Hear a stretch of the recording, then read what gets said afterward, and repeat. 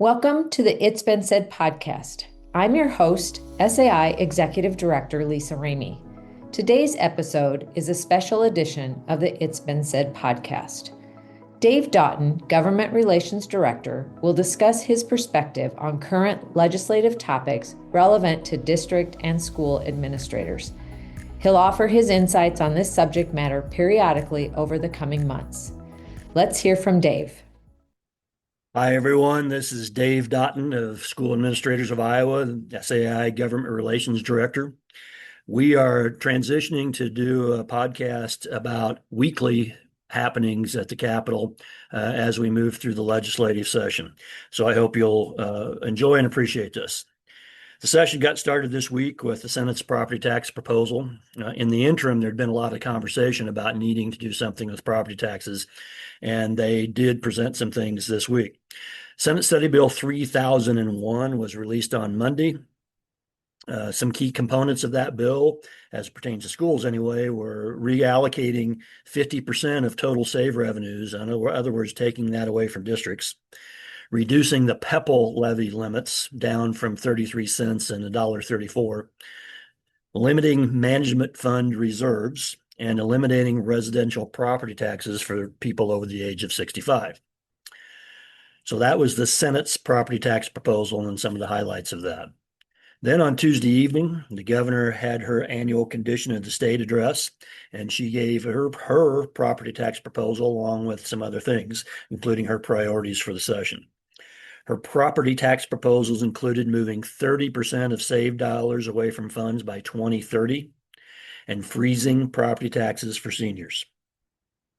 Her intent, as she stated, was not to subject schools to levy limits, at least not for the moment. I did hear her interviewed on WHO radio this week, and she basically said that they had been working on doing things with schools and limiting, but they just couldn't come to a solution, and they'll continue to work on that. Her bill was submitted then on Wednesday after her state of the condition of the state address. That was SSB 3034. So you can go through and look those up.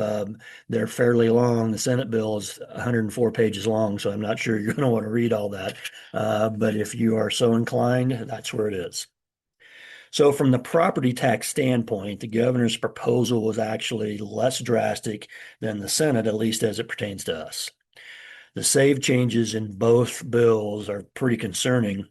And we need to make sure we educate legislators on how SAVE dollars are used by districts to provide facilities and equipment to help educate our students.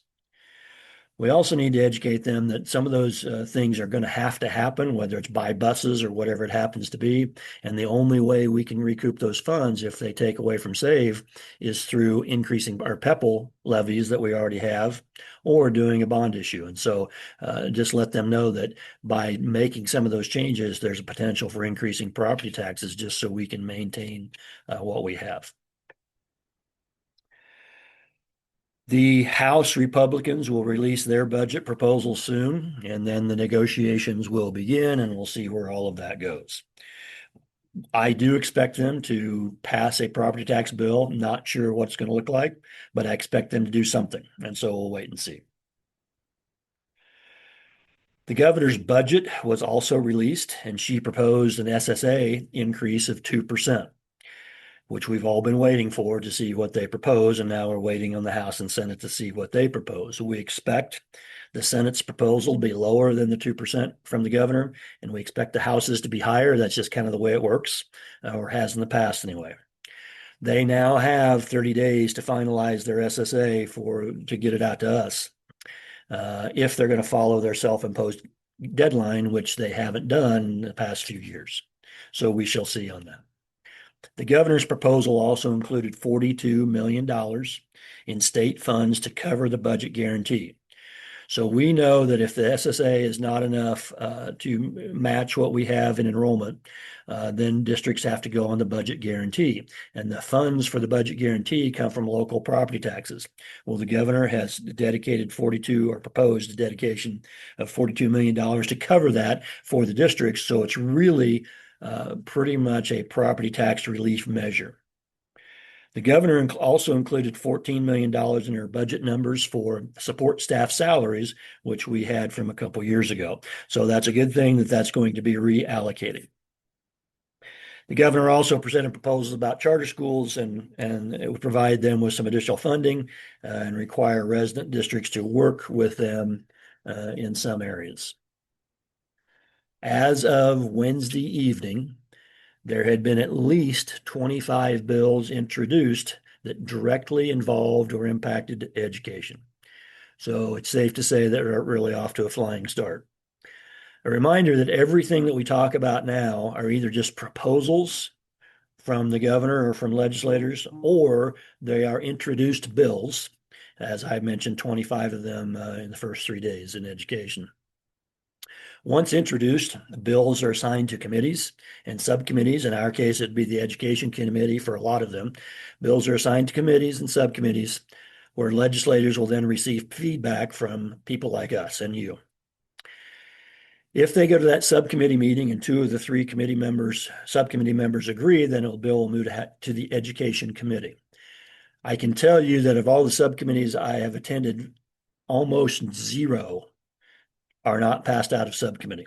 So almost all bills that are introduced go to subcommittee, and almost all bills that go to subcommittee are passed on to the education or whatever committee it's dealing with. If there's a majority approval there in the committee, then it goes to the floor of the chamber to be debated and voted on by the House or Senate. And if it passes the House, let's say, then it goes to the other chamber, the Senate, for the same process. I have been told by people that know what they're talking about that approximately 7 to 10% of all introduced bills become law. So only 10%, 7 to 10% of all those bills introduced become law. That isn't very many, but it creates a lot of work for all of us. Much of what is discussed will not get passed, which can be both good and bad. I would direct you to a couple of bills that I think administrators should be aware of, and you can go right into the legislative webpage and click on legislation and type in these numbers. Senate File 2044 and House File 2050 both pertain to student discipline procedures in schools, and both would have an impact on administrators as they work with student behavioral issues in your buildings, which we know happens almost daily. Take a look at those bills when you get a chance, and then share your thoughts with legislators to help them understand the realities of what you and your staff are dealing with when it comes to adverse student behavior. Both the House and Senate held Education Committee meetings this week. Both of them were really just roll call meetings. They took the roll and dismissed. Next week will be a short week with the Martin Luther King holiday on Monday, so I know that the Senate Education Committee is not even meeting next week. I hope as we go through this session and you read or listen to these updates, I hope the things that I share with you will provide you with at least some understanding of what is happening at the Capitol. I'll try to hit the more important points. I won't get into all the minutiae all the time. I'll hit the more important points as we work to educate our government officials about what is happening in our schools and what we as school districts do and don't need. Have a great weekend, and I'll talk to you next week. Thanks.